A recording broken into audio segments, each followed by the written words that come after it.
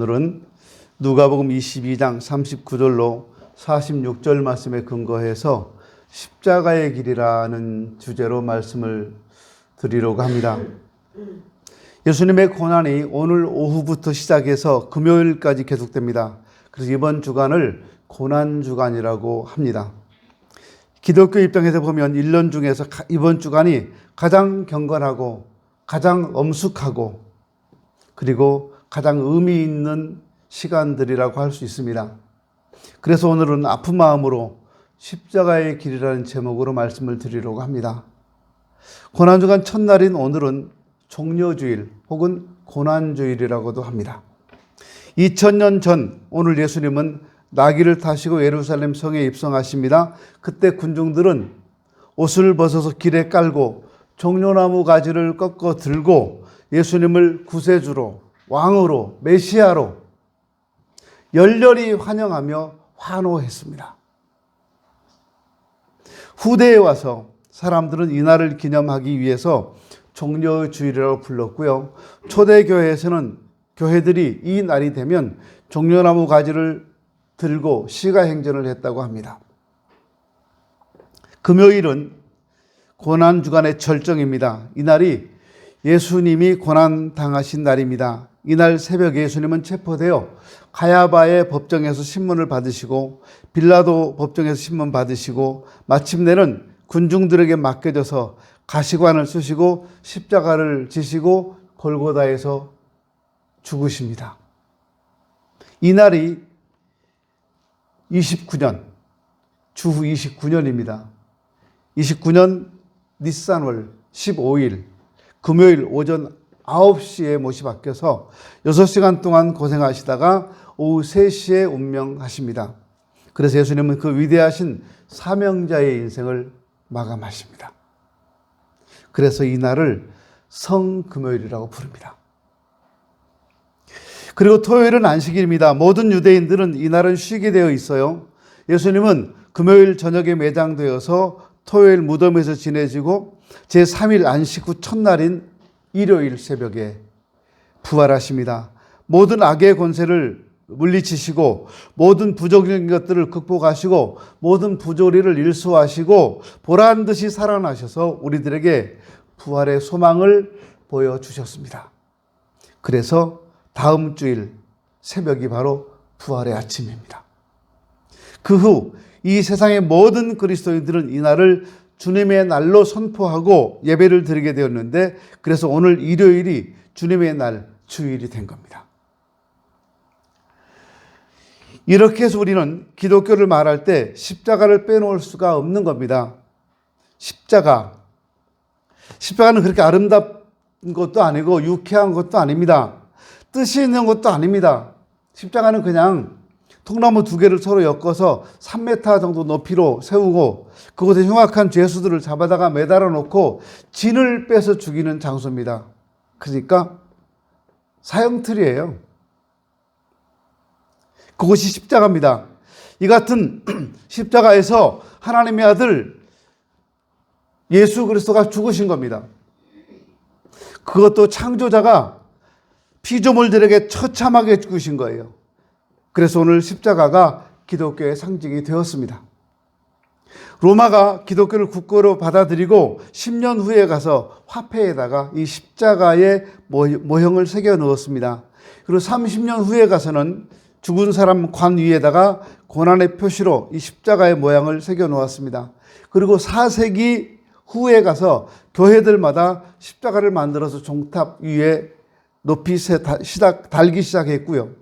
그것이 오늘날 전 세계에 있는 교회들마다 십자가를 지붕 높이 위에 달게 된 계기가 되었습니다. 십자가. 그 뒤부터 사람들은 고난을 표시할 때 의뢰의 십자가라는 말을 썼어요. 사도 바울도 자신의 몸에 지닌 질병을 가시라고 표현했습니다. 십자가라는 뜻입니다. 오늘 우리들도 어려운 일이 직면하게 될 때는 십자가가 주어졌다고 말합니다. 근심거리가 있을 때도 십자가라고 말해요. 그래서 그런지 집집마다 가보면 십자가 없는 집이 거의 없어요. 뭐가 좋다고 십자가를 다 걸어놨어요. 그 고난의 십자가를 어떤 분들은 목에다 걸고 어떤 분들은 귀에다 걸고 어떤 분은 손가락에 끼고 다녀요, 십자가를. 십자가 좋은 거 아니잖아요. 아주 잔인한 형틀이에요. 겉에서 보면 행복하게 보이는 집에도 좀 깊이 들어가 보면 나름대로 다 십자가가 있습니다. 그래서 주님은요, 네 십자가는 네가 지고 가라, 이렇게 하셨어요. 사람이면 다 십자가가 있다는 말씀입니다. 내게 주어진 십자가는 남이 대신 져줄 수가 없는 거예요. 남에게 전가할 수도 없습니다. 그렇다고 포기할 수도 없습니다. 그 십자가는 내가 져야 하는 거예요. 내 십자가는 나밖에 질 사람이 없어요. 그래서 그것이 십자가인 겁니다. 어떤 사람이 마음속으로 늘 이런 생각을 했답니다. 내 십자가가 나한테 너무 무겁다. 내게 주신 십자가는 너무 크다. 하나님 왜 나에게만 이렇게 큰 십자가를 주셨는지, 왜 이렇게 나에게만 무거운 십자가를 주셨는지 몰라. 이렇게 푸념하면서 불만을 가지고 살았다고 합니다. 그러다 어느 날 잠을 자서 꿈을 꾸었습니다. 꿈속에서 십자가를 지고 언덕길을 올라가고 있는데 그곳에 십자가가 참 많이 세워져 있더랍니다. 그때 어디선가 음성이 들려옵니다. 저 많은 십자가 중에서 네 마음에 드는 걸로, 제일 가벼운 걸로 바꿔서 지고 가라, 이렇게요. 이 사람 너무너무 반가워서 자기가 그 무겁게 지고 가던 십자가를 내던지고 제일 작은 걸로 골랐답니다. 빛이 나고 보석으로 꾸며져 있고 아주 가볍게 생긴 거 골라서 딱 졌는데 이 눈으로 보는 것 같았는데 너무 무거워요. 그리고 그 십자가 속에 뭐가 있나 들여다보니까 그곳에는 아픔이 있고 고뇌가 가득 들어 있었습니다. 아, 이거 지면 큰일 나겠다. 그래서 그거를 던져버리고 다른 곳으로 골랐습니다. 이번에는요, 장미꽃으로 장식을 해놓은 십자가였는데 너무 이뻐요. 그래서 그 십자가를 졌습니다. 십자가를 매자마자 막 가시가 찔러대는 거예요. 견딜 수가 없었습니다. 그리고 그곳에는 각종 한숨과 질고가 가득하게 들어 있었습니다. 그래서 이 사람이 그것도 내던지고 이것도 고르고 저것도 고르다가 끝내 자기가 무겁다고 내던진 십자가를 다시 골랐어요. 그게 제일 가벼워 보여서. 골라서 보니까 자기 거예요. 그때 어디선가 음성이 들려옵니다. 야, 그거 네가 무겁다고 던져버린 그 십자가 아니냐? 예, 그렇습니다. 아무래도 이것이 가장 가벼운 것 같습니다. 그리고 이 사람이 자기 십자가를 지니까 그렇게 가벼웠다고 합니다. 여러분, 얼핏 보면요, 남들은 모두 십자가가 없는 것처럼 보입니다. 있어도 가벼워 보여요. 나한테만 제일 무거운 십자가가 주어진 것처럼 생각되어서 불평하게 됩니다. 이 세상에 십자가가 없는 사람은 없어요. 오죽하면 그 고난들을 십자가라고 했겠습니까?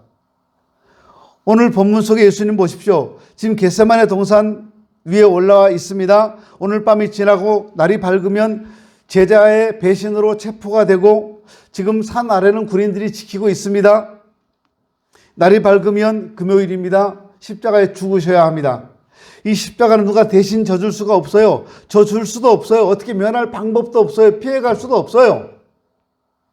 이 절박한 시간에 너무너무 괴로워서 몸부림치며 기도합니다. 혼자는 너무나 힘들어서 제자들에게 기도해달라고 부탁을 합니다. 얼마나 외로운지, 얼마나 마음이 아픈지. 근데 제자들은 그런 예수님의 심정을 모릅니다. 그래서 잠만 잡니다. 이 같은 모습들이 예수님을 더욱 힘들게 만들었습니다. 제자 하나는 배반했고 제자 3명은 기도해달라고 하는데 잠만 자고 있고, 호산나 호산나를 외치며 열광하던 그 군중들은 이제 날이 밝으면 폭도로 변할 것이고, 지금 운명의 시간은 점점 가까이 다가오고 있는데 외롭고 고독하고 쓸쓸한데, 이것이 바로 예수님이 이 땅에서 맞이하신 마지막 밤이에요. 이게 겟세마네 밤입니다. 그래서 예수님은 지금 심각하게 기도하고 계십니다. 어떤 주석가는요, 그때 예수님이 바위를 부여잡고 기도했다고 했습니다. 성경은 그때 이마에서 땀이 흐르는데 핏방울 같았다고 말하고 있습니다. 2세기 교부였던 저스틴과 이레네우스라고 하는 교부들은 문자 그대로 그걸 핏방울이었다고 해석했습니다. 이것이 십자가 앞에 서 있는 예수님의 모습입니다. 누구를 위한 고난일까요? 하나님의 아들이 왜 이런 고난을 받아야 할까요? 인류를 창조하신 창조주께서 왜 이런 아픔을 경험하셔야 했을까요? 밤새 기도하고 하산할 때 산 밑에는 군인들이 지키고 있습니다. 그들에게 체포당한 예수님은 빌라도 앞에 가서 신문 받으시고 죄수의 몸이 되어 사형 선고를 받습니다. 강도요, 살인자요, 방화범이었던 바라바는 석방되고 병자들을 고쳐주고 배고픈 사람 먹여주고 소경의 눈을 뜨게 하고 한센병자를 깨끗하게 하고 앉은 병이를 일어나게 하고 죽은 자를 살려줬던 예수님은 십자가에 죽어야 했습니다. 이것이 그 시대에 아프고 어두웠던 면입니다. 예나 지금이나 정치적인 죽음은 이렇게 해서 죽는 겁니다. 그래서 정치적인 죽음은 억울한 죽음이 많아요. 근데 보십시오. 그렇다면 억울한 죽음을 당하는 예수님의 죽음을 군중들만큼은 막아주었어야 되잖아요. 그 군중들 속에 단 몇 사람만이라도 일어나서 엊그제까지만 해도 호산나 호산나를 외치던 겉옷을 벗어서 길에 펴고 깔고 종려나무 가지를 꺾고 흔들던 열광하던 그 군중들 중에 몇 사람이라도 아니요! 저 사람 죽이면 안 됩니다. 저 사람은 죄가 없습니다. 이렇게 말해야 되는데 단 한 사람도 예수님을 살려달라는 사람이 없고 바라바를 살려달라고 하고 예수를 십자가에 못 박으라고 외쳐댑니다. 이것이 정치적인 힘입니다, 여러분. 이게 군중들의 힘이에요. 많은 사람들이 외쳐대고 많은 사람들이 소리 지른다고 해서 그것이 진리가 아니에요.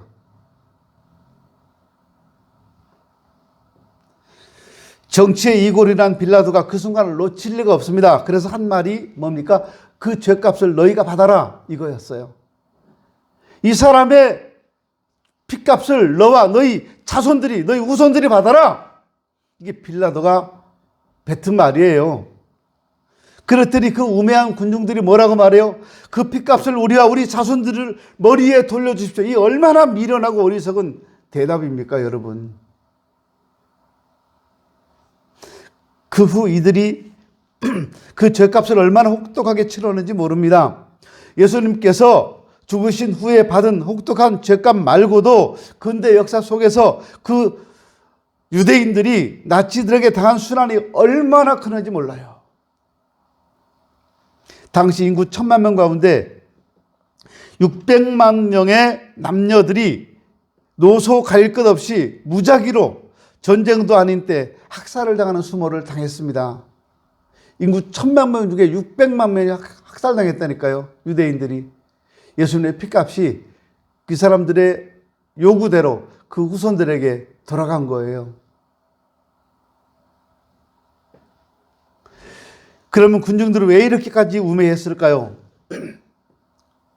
마가복음 15장에 보면 대제사장들이 무리를 충동해서 바라바를 석방하고 예수를 십자가에 못 박으라고 백성들을 권고했다라고 말해요.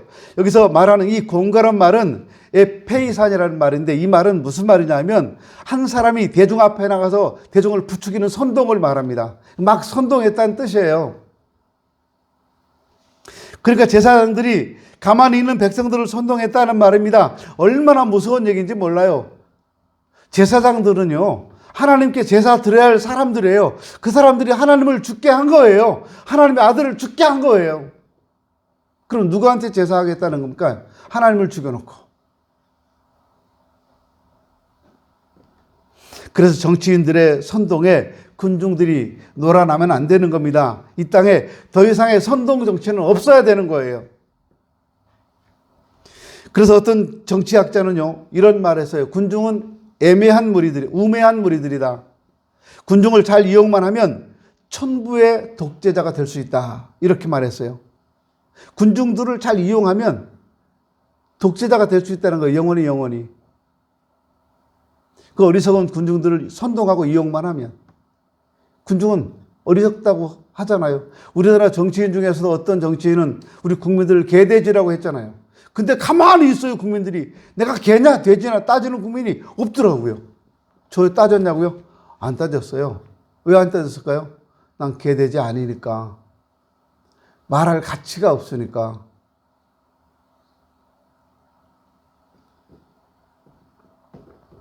그렇게 해서 예수님은 끝내 이 군중들의 선동에 의해서 십자가에 못 박혀 죽으시게 되었습니다. 십자가에 달리신 예수님, 얼마나 처절하고 외롭고 고독한 자리였겠습니까? 그래서 견디다 못해 절규합니다. 엘리 엘리 라마 사박다니 이렇게 외칩니다. 이보다 더 컸을 겁니다. 이 소리가 그냥 나올 수 있는 소리입니까? 피와 땀과 눈물이 범벅이 되어서 인류의 모든 고통과 질거와 죄와 형벌과 죽음의 전부를 한 몸에 걸머쥐고 가장 어둡고 부정적인 자리에서 나올 수 있는 외침이었어요. 나의 하나님, 나의 하나님, 어찌하여 나를 버리셨나이까?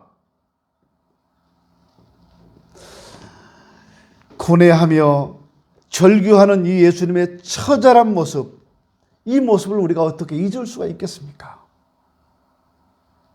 이것이 누구를 위한 고난이고 누구를 위해서 흘리는 피요, 누구를 위한 아픔이었겠습니까?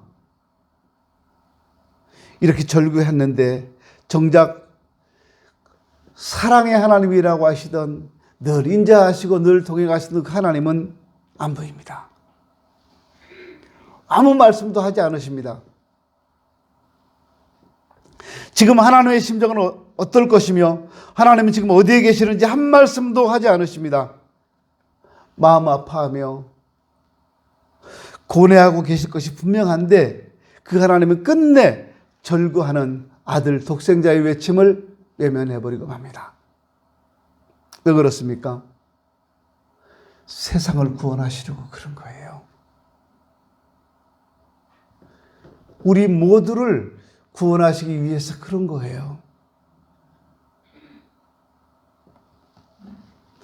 그래서 일본의 지다구라라는 신학자는 십자가 속에 들어있는 이 같은 하나님의 고뇌하시는 아픔을 모르는 사람은 함부로 십자가라는 말을 입에 담아서는 안 된다고 말했어요. 이것이 십자가입니다. 이것이 바로 주님이 걸어가신 십자가의 길입니다. 여러분 어떠십니까? 오늘 고난주일 아침에 우리는 겟세마네 동산에서 피땀 흘려 기도하시는 주님의 안타까운 모습을 생각할 수 있어야 합니다.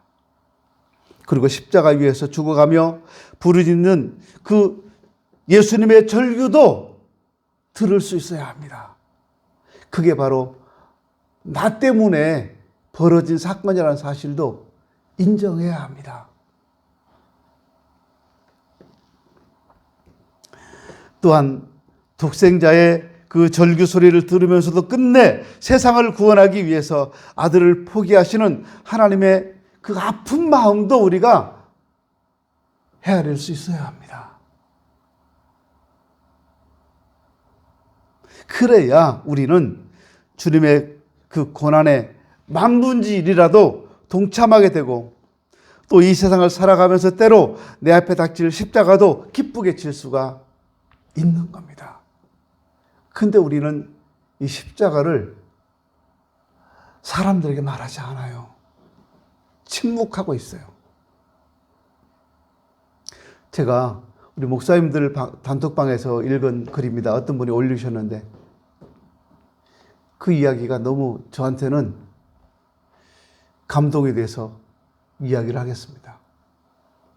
어떤 분이 같은 마을에 사는 친구가 있었답니다.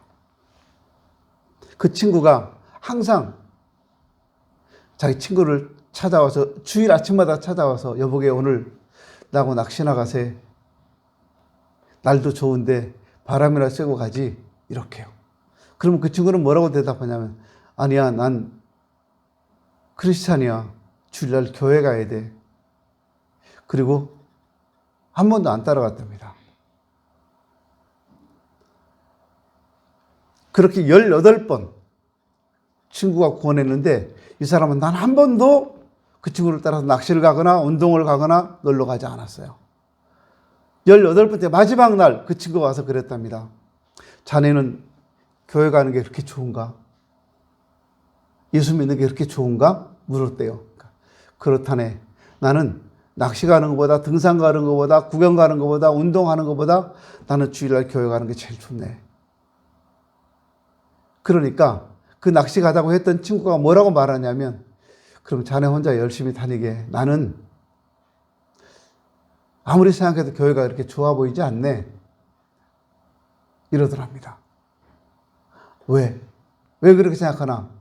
그때 그 낚시 가자고 했던 친구가 이렇게 말했답니다. 나는 오늘로 18번이나 너한테 낚시 가자고 등산 가자고 놀러 가자고 말했는데 너는 그 18번 동안 단 한 번도 나한테 교회 가자고 말해본 적이 없지 않나?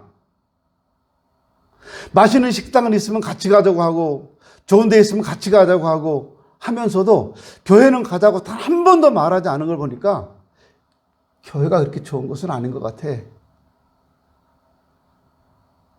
그러면서 돌아갔답니다.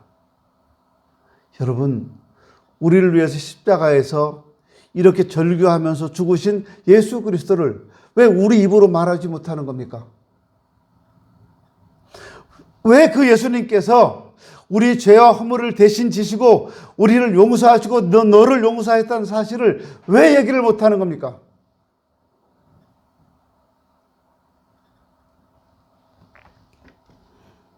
이 고난주일 아침에 부활하시기 위해서 십자가에서 고난받으신 우리 주님의 은혜가 여러분과 함께 하시길 바랍니다. 여러분 잊지 마십시오. 십자가가 없으면 부활이 없습니다. 고난이 없으면 영광도 없는 겁니다.